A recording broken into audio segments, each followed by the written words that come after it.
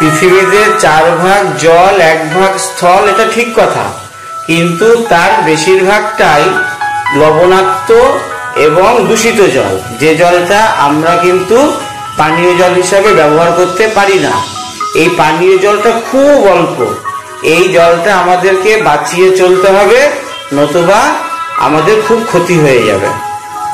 তাহলে বাবা আমরা কি করে জলটা বাঁচাবো? আমাদের অনেক বুদ্ধি করতে হবে যেন জল নষ্ট না হয়। তোমাকে সবসময় যখন তুমি জল ব্যবহার করবে, জল নষ্ট করবে না। এবার থেকে আমি জল নষ্ট না করে জল বাঁচানোর চেষ্টা করব।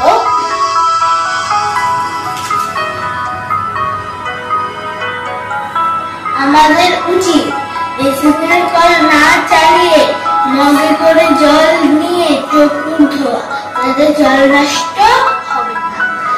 মা রোজ চাল ডাল সবজি ধোয়া জল সংরক্ষণ করে রেখে দেয়, সেই জল আমি গাছের গোড়ায় দিই। অল্প করে গাছে জল দিই। আমি নিচে সবজি ধোয়া জল রেখে দিয়েছিলাম, সেই জল আমি গাছের গোড়ায় দিই। গামলায় জল নিয়ে মগে করে ভালো করে স্নান করা উচিত।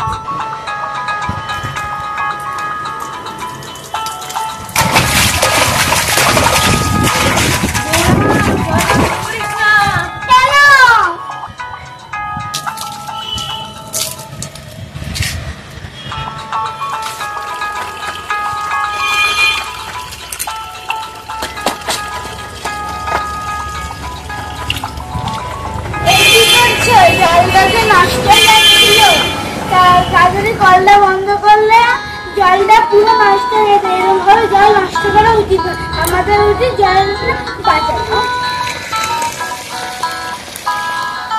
রাস্তায় যদি এরকম কল খোলা দেখতে পাই, সাথে সাথে কলটা বন্ধ করে দিতে হবে, আমরা জল নষ্ট হতে দেব না।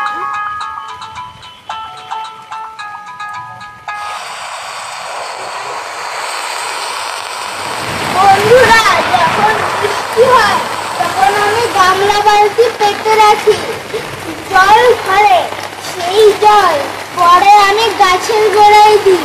এইভাবে আমি জল সংরক্ষণ করি। বন্ধুরা, তোমরা জানো আমাদের স্কুলে ক্লাসে আমাদের দিদিমণি জল সংরক্ষণ নিয়ে আলোচনা করেছিলেন।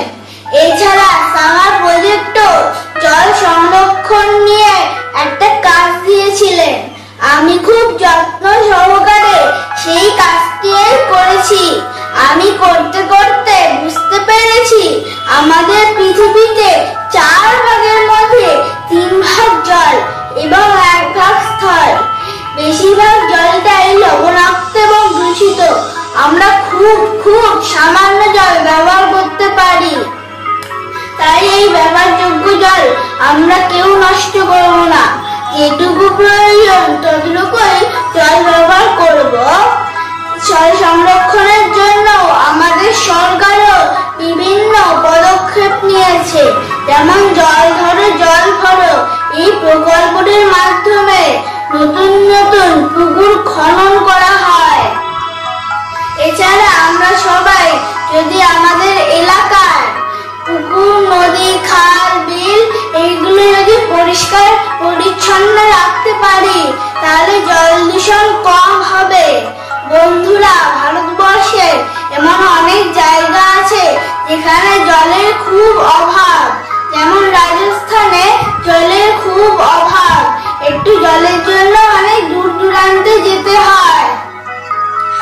তা এখানকার লোকেরা অনেক বুদ্ধি করে জল বাঁচাবার চেষ্টা করে।